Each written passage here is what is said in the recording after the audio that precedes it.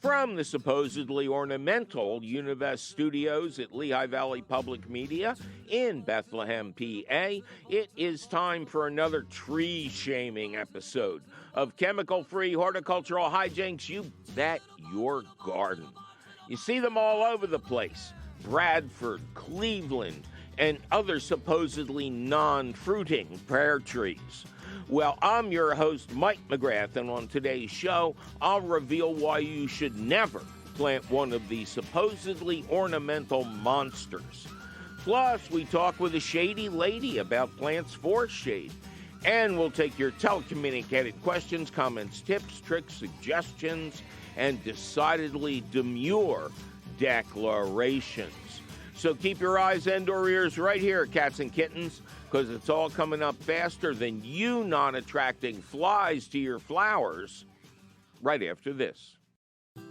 Support for You Bet Your Garden is provided by the Espoma Company, offering a complete selection of natural organic plant foods and potting soils. More information about Espoma and the Espoma Natural Gardening Community can be found at espoma.com. Welcome to another thrilling episode of You Bet Your Garden from the Univest studios at Lehigh Valley Public Media in Bethlehem, PA. I am your host, Mike McGrath. Coming up later in the show, we'll discuss shade-loving plants with a shady lady, and we'll warn you about the notorious, invasive, and evil Bradford pear.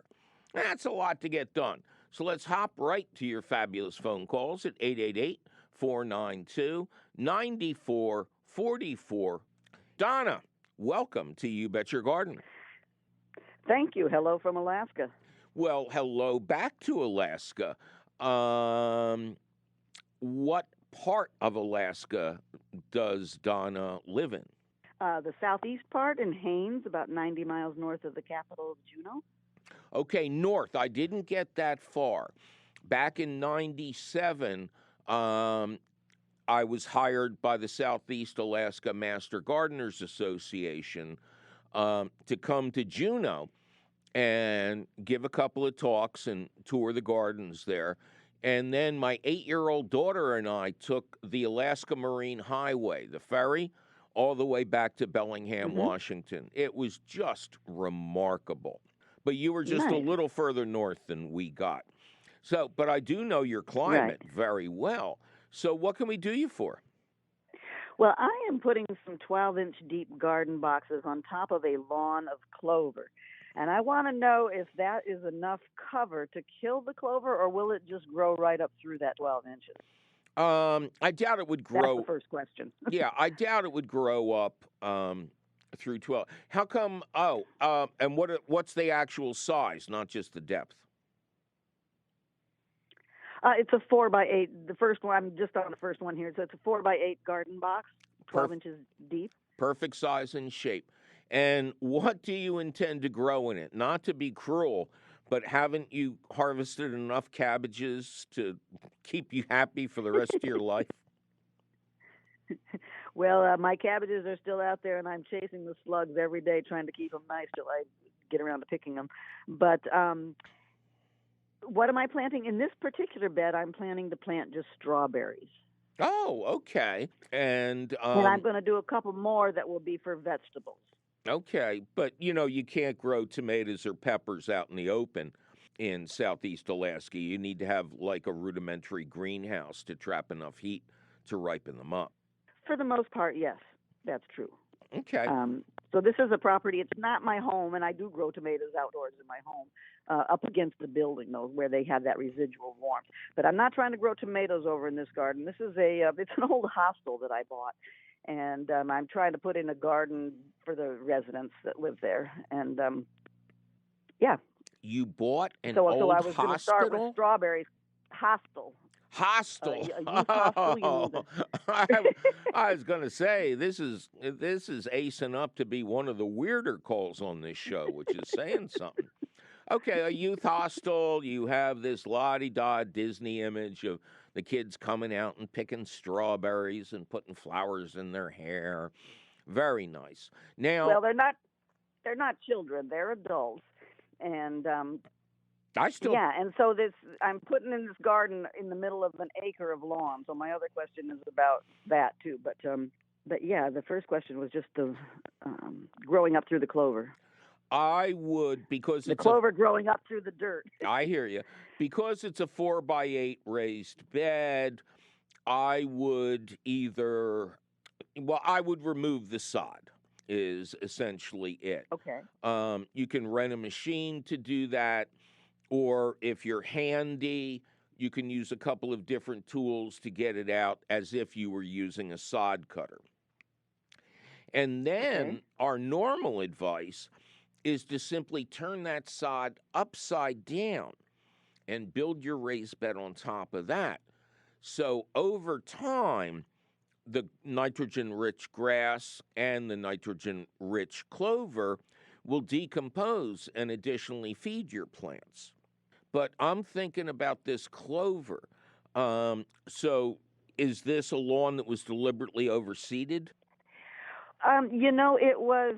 I think underneath my topsoil is like a gravel where it used to be a driveway to the kitchen house, and so it's if I try to dig down, it's really rocky right there. So the rest of the soil in other places is not, but in this particular spot, it's really not very good. So then I called in 2 truckloads of topsoil, and I think the clover came with the topsoil, not with the grass seed that I bought. And I bought this topsoil, 2 truckloads, and then it was so unnutritious that I bought bags and bags and bags of compost to put on top of it. Mm-hmm. So I got the whole thing going last year, and I thought I had a good lawn going. And I come back this spring, and it's just absolutely full of clover wherever I seed it. Well, so wherever that topsoil went out. You're a gardener, right? Yeah. Clover is the best big thing you could be growing. So, who mows the lawn? It depends. Usually one of the residents. Okay. I would urge you, and the lawn's not treated. Correct. Okay. I would urge you to use a bagging lawnmower when the clover is in full flower, and then let that dry out a little bit and crush it up. And I would use that to fertilize your raised bed and the other plants at home. As you probably know, clover is a nitrogen-fixing plant. It is able to take nitrogen from the air and hold it inside its own biomass. Now, people mistakenly think it'll feed a plant next to it, which it won't. But each clover plant is a nutritional powerhouse, especially for non-flowering plants, which are in a regular vegetable garden, they're the most popular ones in your area of the country. So I would urge you to incorporate the clover. I hear Go ahead. I'm sorry. If I put the clippings on the garden, though, is the grass seed just going to sprout more grass? Because maybe stuff is seeding when the lawn is cut. No. That should not happen as long as you're cutting it on a normal, regular basis. No, I mean, this is grass clippings are rich in nitrogen. The clover is incredibly rich in natural nitrogen. So I would specialize here in growing non-flowering plants, which of course does not include strawberries. Is there a special variety of strawberries that can take your day and night extremes when you get to the edges of the universe?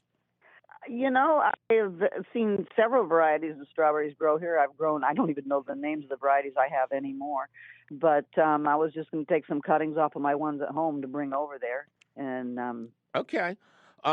start them again. You should collect the combination of the grass clippings and the clover and do something with it for non-flowering plants. Lettuces, salad greens, again, cabbages and kale, things that grow really well in your climate.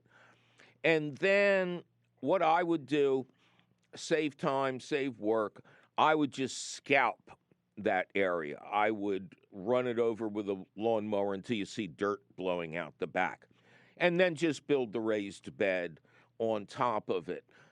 If you want some insurance, there's the old trick of laying cardboard down over top of the scalped area to smother any grass that tries to resprout, and then you fill your soil and compost over top of that. So I think you do very well with that situation. All right?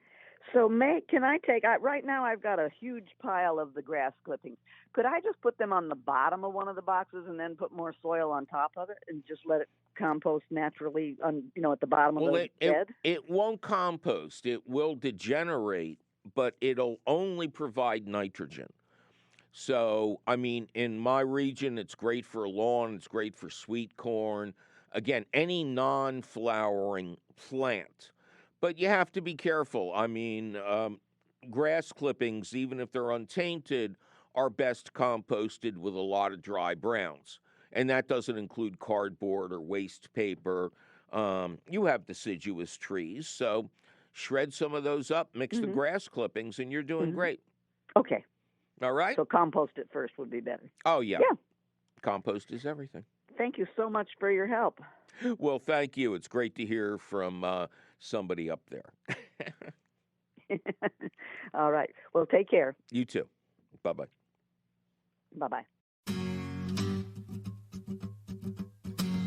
Two little bugs, little bugs, little bugs, little bugs, little bugs, little bugs. Two little bugs, little bugs, little bugs, little bugs, little bugs, little bugs. Two little bugs, little bugs, little bugs, little bugs, little bugs, little bugs. Two little bugs, little bugs, little bugs, little bugs, little bugs, little bugs.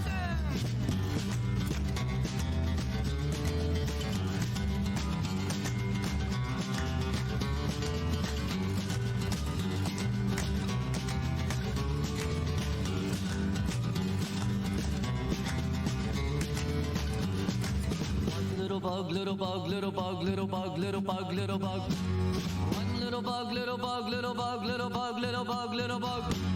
One little bug, little bug, little bug, little bug, little bug, little bug. One little bug, little bug, little bug, little bug, little bug, little bug.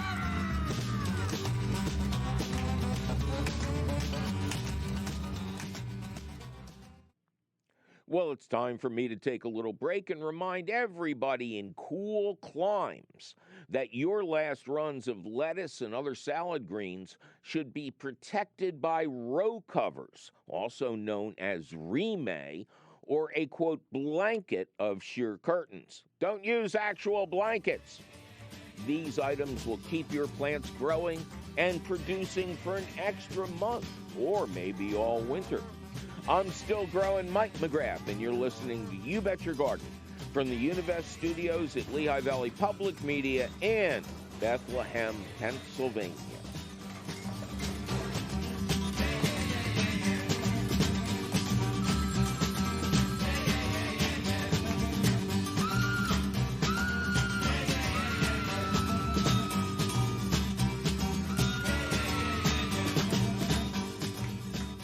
This is 91.3 FM, WLVR Bethlehem, WLVR.org. Support for You Bet Your Garden is provided by the Espoma Company, offering a complete selection of natural organic plant foods and potting soils. More information about Espoma and the Espoma Natural Gardening Community can be found at espoma.com. Welcome to a very special edition of You Bet Your Garden from the studios of the Univest Public Media Center in Bethlehem, PA. Now it's time to welcome our special guest, Amy Ziffer, author of The Shady Lady's Guide to Northeast Shade Gardening. It's a new book. It came out this spring, and it's the second edition, which means she did a good job on the first one. Amy, welcome to You Bet Your Garden. Hi, Mike. Thanks for having me. Well, thanks for being had, Amy. Now, you know, are you, okay, first of all, are you a shady lady? Only in the best sense. You don't cheat at cards or crap games or anything like that? I've never been caught doing that. Well, that may make you shadier. What specifically compelled you to do a very inclusive book on shade gardening in the Northeast. Did you simply know that there was a big demand for this kind of information, or are you living in Snow White's old house in the forest? Well, maybe both, actually. I do live in a house in the forest, and it's really nice. I wouldn't have it any other way. But no, I my business name was Shea Lady Garden Design, and in working with clients through the years, I also have a background in publishing. Actually, I should just take a step back. I used to work for a magazine that did not compete with the magazine that you used to work for. Can I say which one it was? Sure. I used to be a staff editor on Fine Gardening, which is a magazine, not always, but back in the 90s when I worked there, it was devoted to ornamental shade gardening exclusively.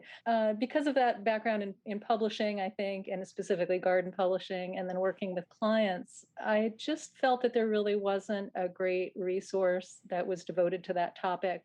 And I just decided I was going to take a shot at proposing it to a publisher.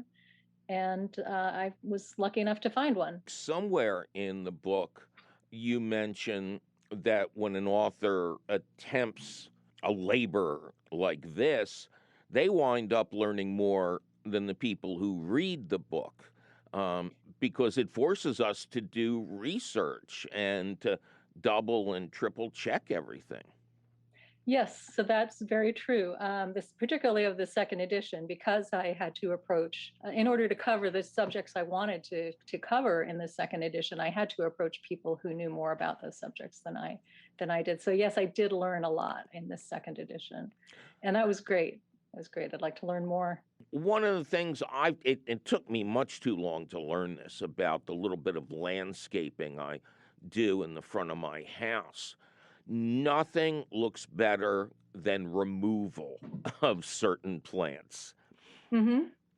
I had a coward shade garden, hostas, impatiens, and begonias. But that it's impossible to control hostas. And Some are way more vigorous than others. Yeah, there were just too many. You couldn't walk in there. And just this spring, I had an intern working with me, and I said, "Get this big honkin' weed whacker and follow me. And after I'm done walking in a place, just whack the heck out of all of these." And it was mostly hostas. And the garden never looked better. You mentioned access, and a point that I find myself making with audiences that I give presentations to more and more is the subject of structure in garden spaces, which all starts with ideas about access and how you use spaces, how you're going to access spaces. And I find that it's really difficult to get people to think that way about their gardens, because they are accustomed to just thinking them as sort of collections of plants or expanses of plants. But really, they're much more satisfying if you start with the idea of how you're going to move through the space. One of the things I wanted to talk with you about is flowering shade plants. Previous books that address this subject, they're talking about foliage. They're talking about plants with big, showy, colorful leaves. But boy, I'm seeing a lot of flowers once you get to the name the plant section of your book.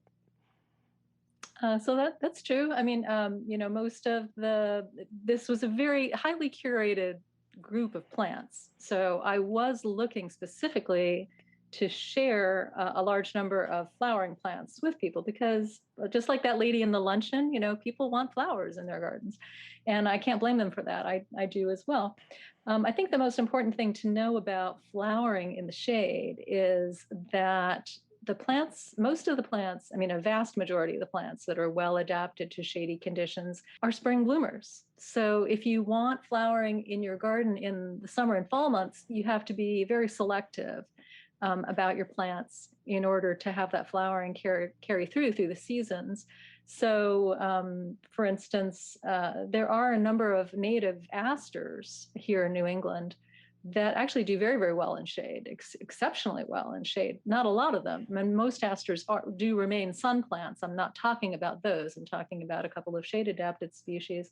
I always make the point to people that if you just write down like the first 4 or 5 shade plants you think of, and then if you don't know when they flower and you look it up, I would bet that 4 out of 5, if not all 5, will turn out to be spring bloomers. In many people's cases, they're going to think having a shade garden is counterproductive because they're not helping native bees or butterflies.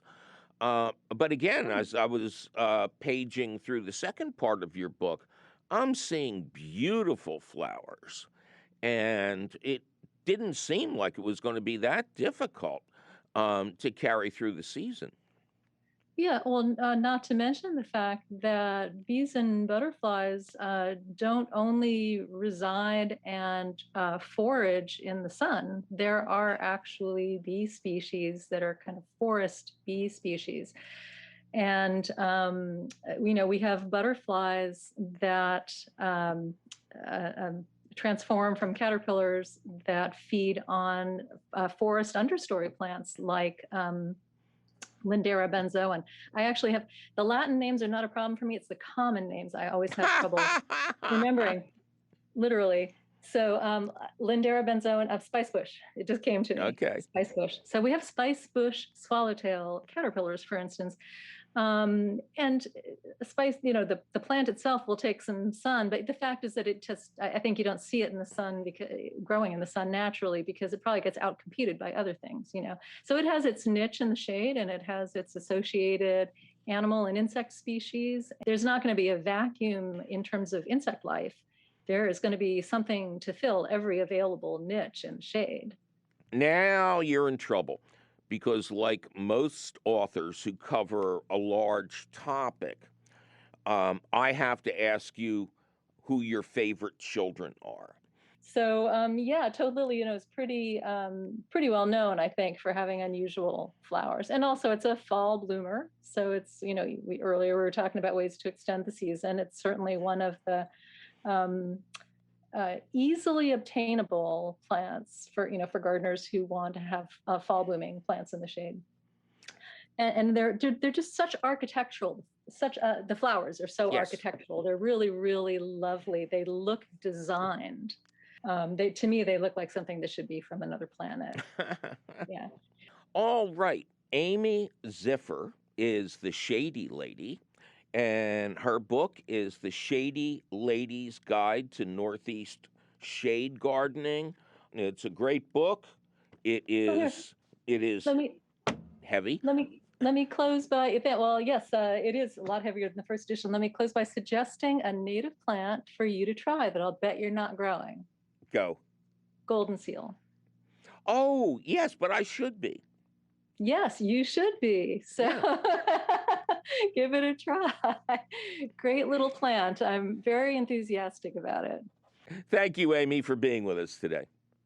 Thank you. Have a great day. You too. Happy gardening. Same to you. Alita, welcome to You Bet Your Garden. Why, thank you. Well, thank you, Alita. How you doing? Just dandy. Just studying. Trying to get my teacher certification. Oh, well, good for you. They need more teachers right now. Yes, so I hear. And where are you? I'm in Pottstown, Pennsylvania. All right. What can we do for you? Well, my question was, I garden. I like perennials because I want to fill it up and have less weeding to do, but of course, to keep weeding. So I have a lot of black-eyed Susans that come in and expand, and I've taken seedlings to my husband's small business. He has a fence business, and tried to plant them along the fences so it looks a little pretty. And unfortunately, his workers are not familiar with perennials, and they, in their weeding, often rip them out. So my question is, I decided maybe it's better to do them in the fall and then go talk to them and say, these are what the leaves look like, please don't rip them out. But my question is, if I pull the seedlings that have not bloomed this past season, out and transplant those, will they flower next season? Black-eyed Susan is a somewhat complicated plant. There are a lot of different varieties, believe it or not, and some of them differ in their, quote, habit. In the wild, they are biennials. They will produce a plant the first year and then produce the flowers on that plant the second year. And the seeds cross-pollinate and everything gets mixed up, and even the poor flower doesn't know what it's supposed to do. In gardens, if you buy professionally grown starts, they'll probably be listed as something like half-hardy perennials or short-lived perennials. Now, the reason a lot of people think they are truly perennial is that they readily self-seed. A lot of the seed that they produce that the birds miss drops to the ground, and that's where the new run comes out. And you'd never know it. I mean, it's right. Many plants are like this. So you have a couple of options. You can just transplant the plants directly, and you could also be a little sloppy in doing so and not get all of the roots, because they will regrow from the rhizomes they produce underground. So live plants, pieces of root, either one of those is going to produce flowering plants for you. And, of course, you can collect some of the seed, the dried seed heads. Like with sunflowers, I would start those inside under bright lights and plant them out around sometime in April or May. All right. Thank you so much, Mike. My pleasure. You take care. Please call us at 888-492-9444. Kane, welcome to You Bet Your Garden. Thank you, oh great king of compost. Yeah, well, somebody had to do it, and I was the only guy left in the room. How you doing, Kane? Yeah, good. How about yourself? I'm just ducky. Thanks for asking. And where is Kane? Highland Lakes, New Jersey. All right. What can we do you for? I have a crazy question for you.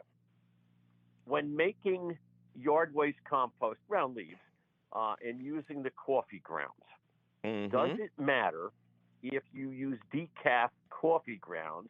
And the reason I ask is I know some of the, decaffeination processes use chemicals, or maybe eliminate the nitrogen from the caffeine molecule. When coffee is decaffeinated, there are two different processes. One is what's called the water process. I don't know exactly what it involves, but the only thing that's added that somehow sucks most of the caffeine out is clean water. You are absolutely correct in, I'm not sure if it's still done, but the other process is based on solvents, chemical solvents, and I can see why you'd want to avoid those in a compost pile. Who drinks the decaf? I do not. I'm a pure caffeine person, but when I made compost, I didn't have enough coffee, so I went to one of the name brand places who would give you as many coffee grounds as you would like. So we're talking about Starbucks. Yeah. You've got your question 3/4 of the way answered. Go to the Starbucks website and, look around, and if you can click on decaf coffee, do it, because, they generally are very proud about where their beans come from and how they're handled. Or if there's a chat box, just ask directly. How is your coffee decaffeinated? But you're absolutely right. I would not use a solvent-based decaf coffee. All right, Mike, thank you very much. Hey, thank you for a great question. Well, it's time for me to take a little break and remind everybody out there that pansies are the flower for fall. Let's face it, those perfectly pruned mums really do look like a shower cap your aunt wore at the beach in the 50s. And ornamental cabbage and kale, I don't think they're ornamental. They look more like an alien mold that's creeping along than a front door decoration. But cold weather loving pansies are bright, happy plants that will delight you with their colorful faces all fall and then revive for another run in the spring. And they're edible, the flowers. I'm Edible Mike McGrath, and you're listening to You Bet Your Garden from the Univest Studios at Lehigh Valley Public Media in Bethlehem, PA.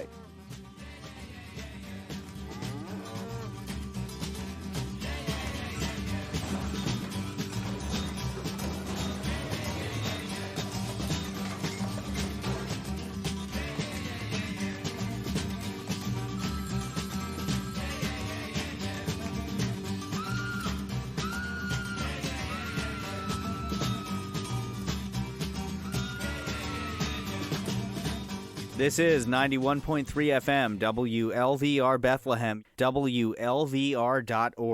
Welcome to a very special edition of You Bet Your Garden from the studios of the Univest Public Media Center in Bethlehem, PA. Mark, welcome to You Bet Your Garden. Hey, Mike, how's it going? I am just ducky. Mark, how are you? I am doing okay. Beautiful weather here in University Park, Pennsylvania, University Park, Maryland. I was going to say you're confused about where you are. University. I am. Well, there is in fact a University Park in Pennsylvania also. Yeah, I believe it. There's probably a university park everywhere. Where else are you going to park the universities? Exactly. Anyway, exactly. You're in the greater Washington, D.C. area. Yep, University Park, a little bitty town just south of College Park where the University of Maryland is. Very good. All right, what can we do you for? Well, you had a caller a couple weeks back, you'll probably recall, who was complaining about what to do with all the itchy balls he had in his yard. Itchy balls meaning those spiky balls that the sweet gum trees drop. Right. And we have the same problem in the park just outside our back fence. We have a couple of sweet gum trees, and somehow, they're in the park, but somehow they managed to throw at least half their spiky balls, itchy balls into our yard. Oh, yeah. And, yeah.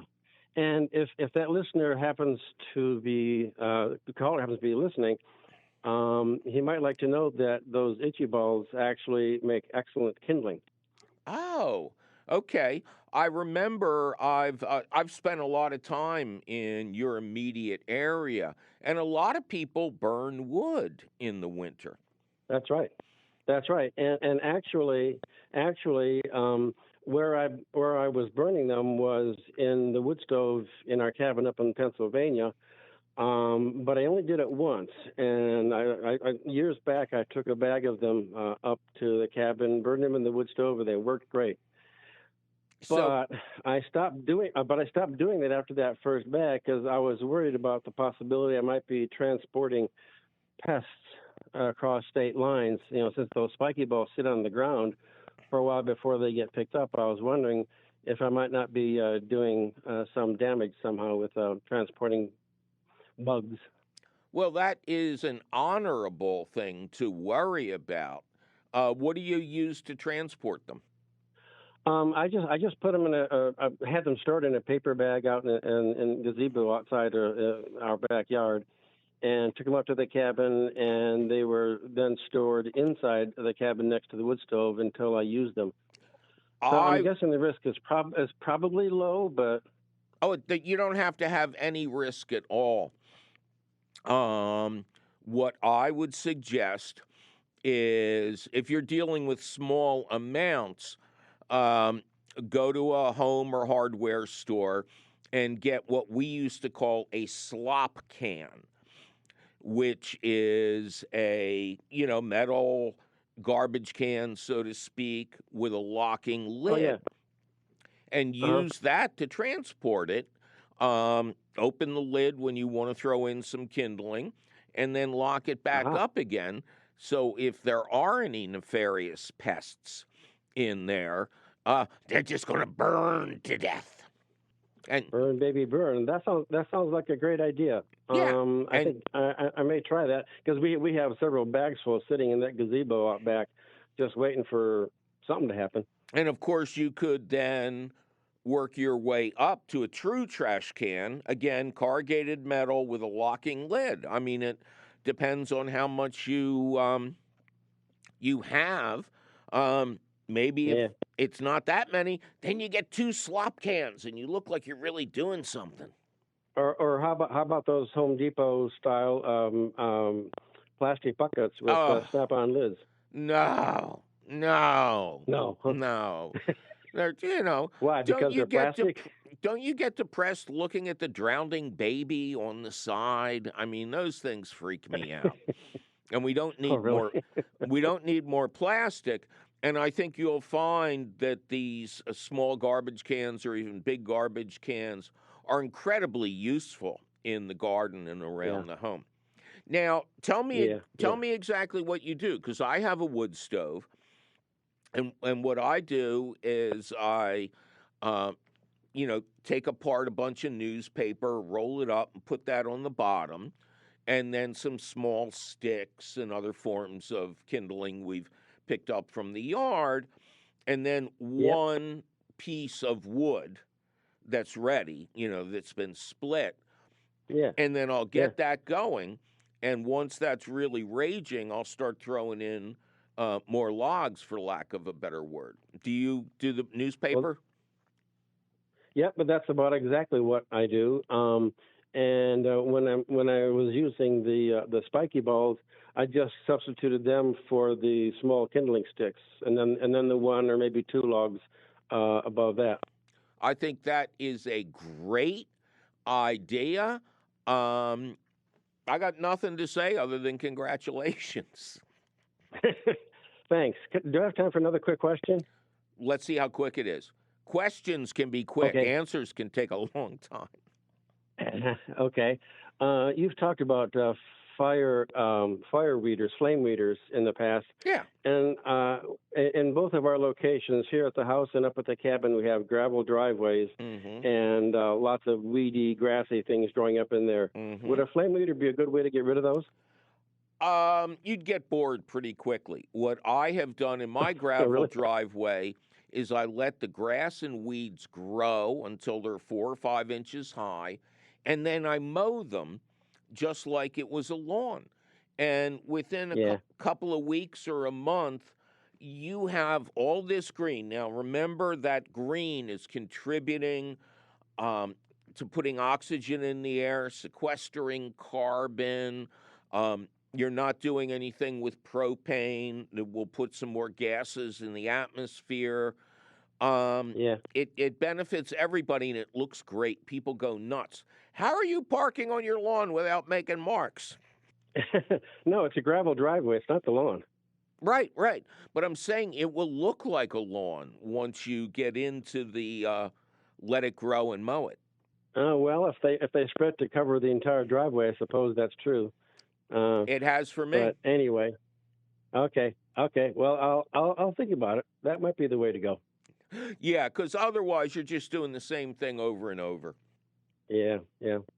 All right. Okay. You take care, Mark. Thanks for help, and thanks for taking the time. I appreciate it. My pleasure. Bye-bye. Yeah. Take care.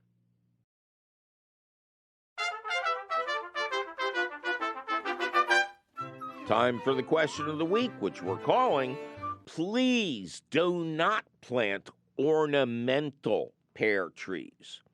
Gail in Clarence Center, New York writes, here are some photos of my Cleveland pear trees. As you can see, we have a row of them lining our driveway. We planted them around 15 years ago. The lawn is not treated, and the driveway is not salted in the winter. They do have compost at their base, but it isn't mounded. All the other trees seem to be doing fine, but one is in trouble. I noticed last year that it seemed a little sparse, but no dead leaves. This year it got worse, and now the leaves are brown. I tried to get somebody to come out and look at it, but local companies are apparently too busy for one tree. We'll cut it down soon. Do you have any idea what could have killed it? I am concerned about the others. Well, Cleveland pear, like the notorious Bradford pear, is one of several varieties of, quote, ornamental pear trees, often called caliper pears, or more properly, calorie pears, Callery, named for Marie Callery, who sent the first specimens from China to Europe. Now, I'm putting quotes around ornamental because while they may be nice to look at in the spring, when they are covered with showy white flowers, they are brittle trees whose branches regularly come crashing down to the ground. Their flowers are fragrant with the smell of rotting meat, tainted fish, and or dog poop on your shoes, because their flowers are pollinated by flies and not bees. And despite being bred to be non-fruiting, they have become seriously invasive. Apparently, non-fruiting simply means the trees do not produce juicy eating pears. But all that filthy fly pollination does lead to the development of small, numerous fruits, which again I have to put quote marks around because these hard half-inch things contain seeds that are rich in naturally occurring cyanide. How charming. But as the weather cools towards frost, those little hard balls become soft and attract birds, who eat the flesh and poop out the seeds at one of their next rest stops. The seeds germinate rapidly in the spring, and neglected areas of field and forest quickly become calorie pear nurseries, forming an almost impenetrable mass of the nasty things, displacing wanted plants, native plants, and pretty much everything else. But wait, these trees were bred to produce flowers that couldn't be self-pollinated or cross-pollinated. But there's lots of these trees. Each tree has lots of flowers. There's always lots of flies, and lots of new varieties of these trees being continually introduced into the market. And eventually, as Jurassic Park's Jeff Goldblum would have predicted, nature finds a way. And now there are miserable monocultures of these triffids contaminating large spaces from the south through the mid-Atlantic and all the way up to Madison, Wisconsin. Thus my headline, please don't plant any more of these vegetative villains. Now, back to Gail's dead tree.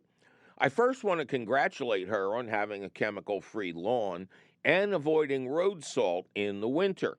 But those non-mounds of compost around the base of her trees are, well, they're mounds. And they're big enough to be capable of creating the dreaded volcano effect, rotting the bottom of the trunk where the mulch keeps it constantly moist. The solution is simple. Use a rake or a hoe to spread those mounds out until they reach the margins of the root systems and are no longer touching the trunk. If the trunk of the dead tree has been completely rotted or nibbled away where it was previously covered, that's why that one died. And you know, this always happens to the tree in the middle of the line. Never one on either end that you could remove without suspicion. No, it's always some guy in the middle. These trees were bred to be disease resistant, But like their supposed sterility, those dreams did not come true either. Although their biggest enemies are the high winds, heavy wet snow, and ice that break their fragile branches, they are susceptible to diseases such as fire blight, a nasty bacteria that affects eating pears as well. The symptoms appear to match up pretty well with Gale's dead tree, and there is no real cure once a tree is that far gone. Interestingly, the filth flies that pollinate the flowers in spring transmit the disease. Bottom line, get it out of there before the roots spread this problem to your other trees. And yes, that means the stump must be pulled out. But, like all fruit trees, the wood emits a marvelous fragrance when burned, which you should definitely do. And you should probably make plans for the others. Fast-growing trees have the shortest lives, and ornamental pears generally only survive for about 25 years. But don't feel bad about growing a short-lived, villainous zombie tree. When first introduced in the swinging 60s, when many other flowering mistakes were made, it was hailed as the perfect flowering tree. And for nursery owners, it was the least expensive tree to produce and the fastest to grow. Even the legendary wildflower lover and wife of President Lyndon Wanna-See-My-Scar Johnson had a Bradford pear, the earliest variety of these trees, planted in downtown Washington, D.C. in the early 60s. Even worse, the New York Times praised the Bradford, saying few trees possess every desired attribute, but the Bradford ornamental pear comes unusually close to the ideal. And that, boys and girls, is fake news.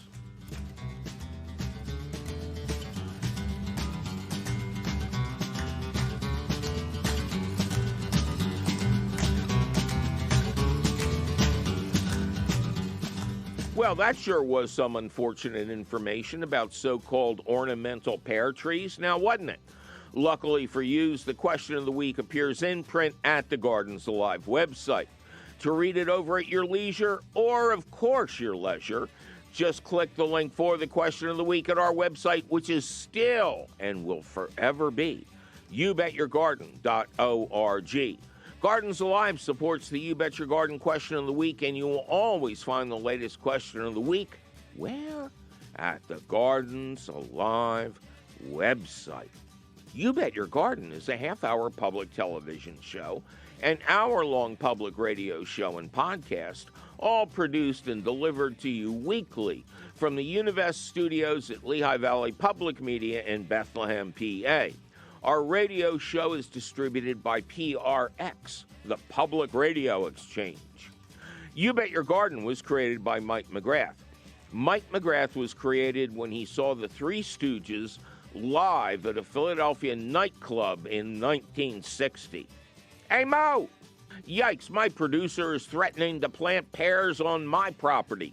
If I don't get out of this studio, we must be out of time. But you can call us anytime at 888-492-9444. Or send us your email. You're tired, you're poor, you're wretched refuse teeming towards our garden shores at YBYG@WLVT.org. Please include your location. I'm your host, Mike McGrath, and I'll be begging my last tomato plants to die with dignity so I can get out of my sauce-splattered kitchen and see you again next week.